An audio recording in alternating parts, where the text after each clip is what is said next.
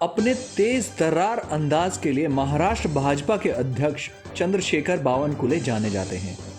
लेकिन भाईंदर में एक प्रेस कॉन्फ्रेंस के दौरान कुछ ऐसा हुआ कि बावनकुले की महिला पत्रकार के सामने बोलती बंद हो गई। लेकिन बावनकुले ने अपना धैर्य नहीं खोया और उन्होंने पूरी शालीनता से महिला पत्रकार के सवाल का जवाब दिया। आपने गोल गोल कैसे भी कहा, उसका रीजन यही निकलता है सर। आप बोलना जानते हैं, हम सुनना भी जानते हैं, लिखना भी जानते हैं, सब कैसे होते हैं हम भी जानते हैं। तो आपका कहने का सीधा सीधा तात्पर्य ये था कि आप दूसरी सब पार्टियों से या तो लोग टूट के आ रहे हैं या टूट जाएंगे।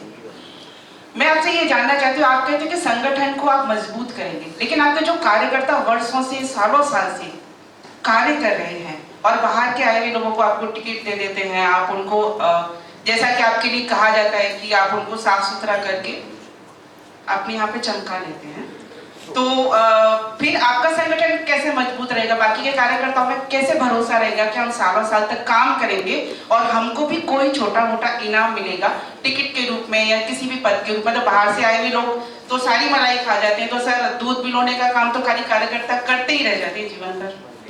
मैंने ऐसा कहा है नहीं आपको कि बाहर से आए हुए कार्यकर्ता को हम आमदार बनाएंगे, खासदार बनाएंगे। हमने कहा नहीं, ऐसा कुछ नहीं, जरूरी नहीं। हमारे बूथ के ऊपर काम करने वाले 25 राष्ट्रवादी कांग्रेस और कांग्रेस के कार्यकर्ता आते हैं। वो कोई वोट नहीं मांगते हैं, मांगते हैं नेता लोग।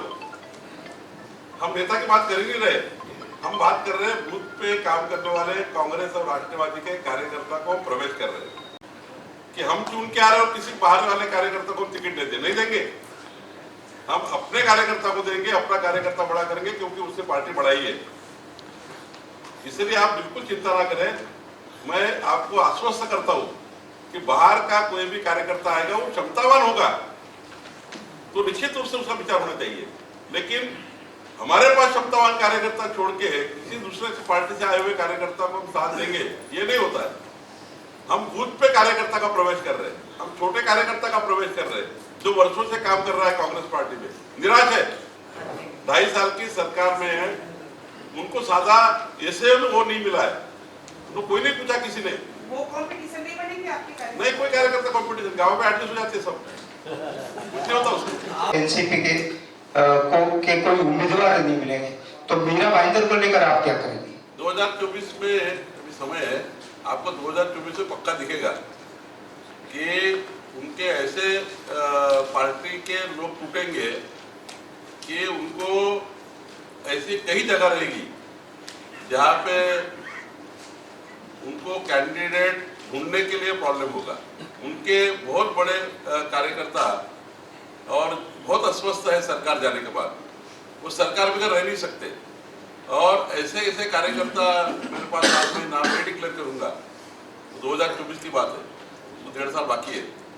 2024 में आपको निश्चित दिखेगा कि बहुत अच्छी संख्या में वहाँ कांग्रेस राष्ट्रवादी खाली हो चुकी होगी। और भी कांग्रेस के जो दूसरे नेता हैं वो जा रहे हैं। उद्धव ठाकरे कल से विदर्भ का दौरा शुरू कर रहे हैं, यवतमाल जाएंगे जहाँ संजय राठौड़ का वर्चस्व है। उद्धव ठाकरे और कांग्रेस और राष्ट्रवादी अपने तरीके से कोशिश कर रही है कि शिंदे गुट के जो उनके टूटे हुए लोग हैं उनके यहाँ पर जाकर वो अपना वर्चस्व जुटाएं। आपका टारगेट है बीजेपी का 200+ विधानसभा में और 45+ लोकसभा में। क्या रणनीति होगी सर जो आप सरफेस करेंगे एनडीए सरकार, एनडीए गठबंधन को? देखिए, राहुल गांधी की यात्रा महाराष्ट्र में आ रही, वो नेताओं ने हाईजैक कर ली। कार्यकर्ता की और जनता की यात्रा नहीं है। कोई भी यात्रा जब निकलती है तो पार्टी मजबूत करने के लिए निकलती है। कल नंदुरबार में 3 कांग्रेस के बड़े नगर सेवक का प्रवेश हुआ, राहुल गांधी आ रहे। परसों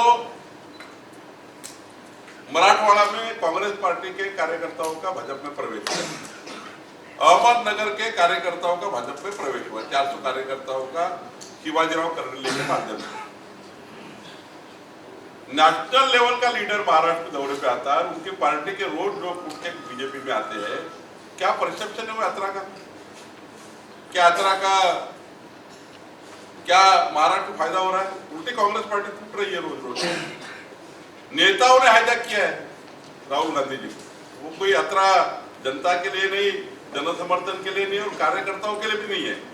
वो नेताओं ने अपने राहुल गांधी के पास जितनी नजदीकी बनना चाहते हैं उन लोगों ने हाईजैक की उसको, इसलिए मुझे लगता है उसका कोई फायदा नहीं है। रह गई उद्धव जी की बात, तो जो मुख्यमंत्री जी को एक चांस मिला था कि छठवें मंजिल पर बैठ के 12 करोड़ जनता का कल्याण करना, जीवन के 18 घंटे देकर महाराष्ट्र की विजन को, महाराष्ट्र के विकास को आगे लेके जाना। अब 18 महीने मंत्रालय में आप नहीं गए, कोरोना के संक्रमण में देवेंद्र जी पूरा महाराष्ट्र के सारे आईसीयू हॉस्पिटल में जाके आए। भारतीय जनता पार्टी पूरी सेवा कार्य कर रही थी। ऐसे समय जब महाराष्ट्र की जरूरत थी तब तुम आप पिंजरे में बंद थे, खुद की जान बचाने के लिए लगे थे, लोगों की जान जा रही थी। और आज तुम कितना भी दौरा करेंगे, लेकिन ये पब्लिक ये सब जानती है, कोई फायदा नहीं होगा दौरे का। समय था तब नहीं किया। एक समय सीमा होती है जीवन की, कोई भी पॉलिटिकल पार्टी की, कोई भी नेता की। जब उनको समय मिलता है, वो समय में अगर उन्होंने उस समय का उपयोग सही किया तो ही जनता उसको सर पे लेती है। उद्धव जी के दौरे से कोई फायदा होने वाला नहीं है। और रह गए शिंदे जी के साथ जो 40 आए हैं, वो सारे मर्द कार्यकर्ता है, अब अपने एरिया में 4-4 बार 5-5 बार विधायक बन चुके हैं। उनके भरोसे शिवसेना थी, ऐसे कार्यकर्ता है। कुछ एरिया छोड़ के संगठन शिवसेना का है, लेकिन मराठवाड़ा, विदर्भ, जहां 40 विधायक उनके आए हैं, वहां पे तो विधायक है करके शिवसेना है, वहां विधायक थे करके पार्टी थी, इसलिए वहां कोई फर्क पड़ने वाला नहीं है। और एक भी विधायक अभी शिंदे जी को भी नहीं छोड़ेगा, उल्टे शिंदे जी के विधायक भी बढ़ने वाले, शिंदे जी के सांसद भी बढ़ने वाले। सर, आप धन्यवाद मोदी जी कार्यक्रम शुरू कर रहे हैं इसके लिए कि उन्होंने बेहतर और अच्छी योजनाएं लोगों को दिया, उसका वो लोग धन्यवाद करें। लेकिन केंद्र सरकार की महत्वाकांक्षी उज्ज्वला योजना एग्जाम्पल के तौर पे और कई योजनाएं फेल हो गई, तो कैसे लोग धन्यवाद देंगे? देखिए, एक आधी योजना फेल हो सकती है या जनता के पास नहीं पहुंच सकती है, उसके लिए हम ये दावा नहीं करते कि सारी योजना का लाभ लोगों को मिला। लेकिन जो योजना का लाभ मिला है वो भी तो 5 करोड़ 65 लाख लोग है ना, जिनका मेरे पास डेटा है। कितने लोगों को अनाज मिला कोरोना में फ्री, कितने लोगों को वैक्सीन मिला, कितने लोगों को आज देश बचाया गया। आपको भी 2 वैक्सीन मिले, आपसे भी 1 रुपया भी नहीं लिया गया, कुछ तो हुआ है। आज तक की महामारी में देखिए आप पूरे विश्व का रिकॉर्ड निकालकर, देश में जब जब महामारी आई, इससे पहले भी आई है, विश्व ने हमको मदद की है, तब जाके हमारा देश बचा। पहली बार ऐसा हुआ है कि मोदी जी ने अपना देश बचा के विश्व को मदद की है। तो ये तो लोग जानते हैं ना कि मेरा घर बर्बाद हो रहा था, मेरा घर के दरवाजा बंद था, रास्ते सुनसान पड़े हुए थे, तब मोदी जी ने अपने इंडियन सारे साइंटिस्ट को बुला के अपने देश में खुद का वैक्सीन तैयार करके 130 करोड़ को 220 करोड़ वैक्सीन देकर कुछ तो हमारी जान बचाई है, कुछ तो रिलीफ दिया है। क्यों भूलेंगे लोग? लिखते हैं गरीब लोग धन्यवाद मोदी जी करके, मुझे वैक्सीन मिला है, मेरी जान बची है, मेरे परिवार की जान बची है, लिखते हैं ना। अभी भी कई देशों ने मोदी जी के पास, आप निकालिए माहिती अधिकार में, अनेक देशों ने आज भी वैक्सीन मांगा है इंडिया का, अनेक देशों ने। तो देखिए कुछ तो हुआ है। इतनी बड़ी महामारी का सामना हमने किया है, हमारी पीढ़ी ने वो महामारी देखी है। तो निश्चित रूप से जनता के मन में एक आधा विजय हो सकता है नाराजगी का। सरकार कोई भी अंतिम नहीं है, कोई भी सरकार बने कि वो 100% तो रिलीफ दे नहीं सकती, लेकिन जो किया है उसका आपने अगर मेरा काम किया है एक आधा, तो मैं आपको धन्यवाद नहीं बोलूं? क्या ये संस्कृति नहीं है हमारी? तो सरकार है, कोई सरकार उपकार नहीं करती। मतों का दान लेते हम लोग, तो मतों का कर्जा है, वो मतों का कर्जा हम ईमानदारी से 5 साल काम करके ब्याज से वापस करने का हमारा संकल्प है। बट धन्यवाद मोदी जी के नाम पे हम जो अभियान चला रहे हैं, इसके माध्यम से और महाराष्ट्र को मजबूती मिले। हाँ, मोदी जी को लगेगा 2 करोड़ लोगों ने लेटर लिखा, आपने लेटर लिखा कि हाँ महाराष्ट्र 2 करोड़ लोगों ने लेटर लिखा, देवेंद्र जी आइए, माननीय एकनाथ जी आइए और 50-60 1 लाख करोड़ और लेके जाइए, महाराष्ट्र को अच्छा बनाइए। होती है भावना तैयार, तो भावना अपनी अपनी भावनाएं होती है, इसलिए हम ये कर रहे हैं। आपने मीरा भाईंदर का दौरा किया और नया डीपी प्लान अभी मीरा भाईंदर का शहर में प्रकाशित हुआ है। कहीं ना कहीं भूमिपुत्रों पर अन्याय होते हुए नजर आ रहा है। किस तरह का न्याय दिलाने के लिए भारतीय जनता पार्टी उन्हें मदद करेगी? प्रारूप है, उसके ऊपर जो ऑब्जेक्शन रहेंगे वो नियम से सारे ऑब्जेक्शन को देवेंद्र फडणवीस, एकनाथ शिंदे सरकार लोकल लोगों पर अन्याय होगी ऐसा कोई काम नहीं किया। सर, और राहुल गांधी के दौरे को कैसा देखते हैं आप? राहुल गांधी जी का दौरा नेताओं ने हाईजैक किया है। कार्यकर्ता और जनता दूर है, नेताओं ने हाईजैक किया है। तो ऐसे दौरे से कोई फायदा नहीं होता, नुकसान होता है। उल्टा राहुल गांधी जी जब आ रहे हैं ऐसे समय के कांग्रेस में कई पार्टी कार्यकर्ता भाजपा में प्रवेश ले रहे हैं। कल भी भाजपा में प्रवेश हुआ नंदुरबार का, परसों अहमदनगर में प्रवेश हुआ। तो ये जो प्रवेश हो रहे, जब बड़ा नेता आता है देश का, जिस पार्टी का, उस समय प्रवेश हो रहे, इसका मतलब राहुल गांधी जी का कोई भी असर महाराष्ट्र में नहीं हो रहा है। सर, मीरा भाईंदर शहरवासियों को किस तरह का मैसेज देना चाहेंगे आप? महाराष्ट्र की नई सरकार, एकनाथ शिंदे, देवेंद्र फडणवीस सरकार, पिछले 2.5 साल में जो काम मीरा भाईंदर के नहीं हुए, आने वाले 2 साल में पिछले 2.5 साल के काम और ये 2 साल के काम ये सरकार निश्चित करेगी, ऐसा मुझे सरकार पे विश्वास है। और भारतीय जनता पार्टी पुरजोर प्रयास करेगी। आज कोर ग्रुप में हम लोग मीरा भाईंदर में क्या क्या 2.5 साल में नहीं हुआ, आगे क्या करना चाहिए, इसका भी प्लान बनाएंगे और प्लान बना के भारतीय जनता पार्टी की ओर से सरकार के उन विभागों में भेजा जाएगा। सर, राजकीय ब्लास्ट होगा, इस तरह का भी आपने कॉन्फ्रेंस में क्या, किस तरह का ब्लास्ट? नहीं, मैंने कहा कि 2024 तक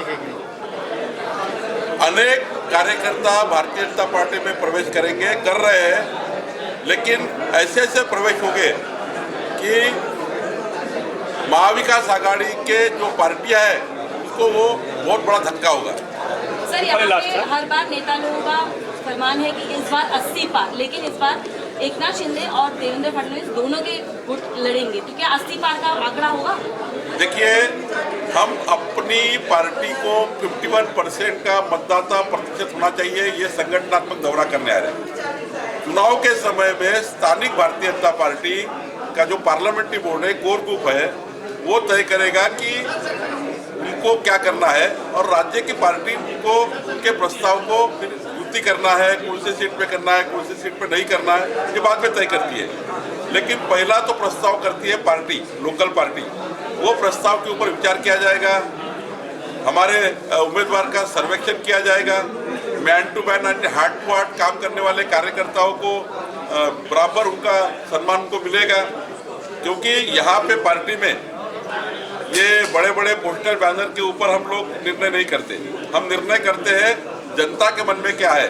जनता के मन में काम करने वाला कार्यकर्ता का सर्वेक्षण होगा, उस सर्वेक्षण पे हम कार्यकर्ताओं को आगे बढ़ाएंगे। सर, आखिरी सवाल सर, मीरा भाईंदर शहर में किस तरह का युति होगी भारतीय जनता पार्टी की और शिंदे गठ की? देखिए, हमारी राज्य लेवल पे पूरी तरह से युति का निर्णय हुआ है। हम लोकसभा, विधानसभा सारे चुनाव युति में लड़ना चाहते हैं, लेकिन एक बात भी हमने निर्णय किया है कि शिंदे जी रहे, हम रहे, हम अपनी अपनी पार्टी बढ़ाएंगे और दोनों पार्टियों की ताकत एक में को मिलेगी। हमारी ताकत शिंदे जी को मिलेगी, शिंदे जी की ताकत हमको मिलेगी। बट लोकल लेवल पर भारतीय जनता पार्टी का कोर ग्रुप जो निर्णय करेगा उसके ऊपर चर्चा होगी बाद में। आज तो एक निर्णय नहीं, चुनाव नहीं लगा है, कोई स्मेल नहीं है चुनाव का। कब चुनाव लगेगा ये भगवान को, सुप्रीम कोर्ट को, राज्य चुनाव आयोग को मालूम है। लेकिन जब चुनाव आएगा तब राज्य, हमारा जो इकाई है, लोकल इकाई, ये क्या चाहती है, इसके ऊपर ही बहुत डिपेंड होगा। लोकल पार्टी की मांग पे, स्थानीय नेताओं की मांग पे आप अकेले जो मीरा भाईंदर में अकेले चुनाव लड़ सकते? क्यों नहीं लड़ सकते? देखिए, भारतीय जनता पार्टी का जो इकाई है तो उनके ऊपर ही चुनाव रहता है। राज्य का नेता थोड़ी चुनाव लड़ता है, वही इकाई चुनाव लड़ती है, वही कार्यकर्ता चुनाव लड़ते हैं, वही कार्यकर्ता भी दम पे हम काम करते हैं। तो लोकल इकाई लोकल लेवल की चुनाव लड़ती है।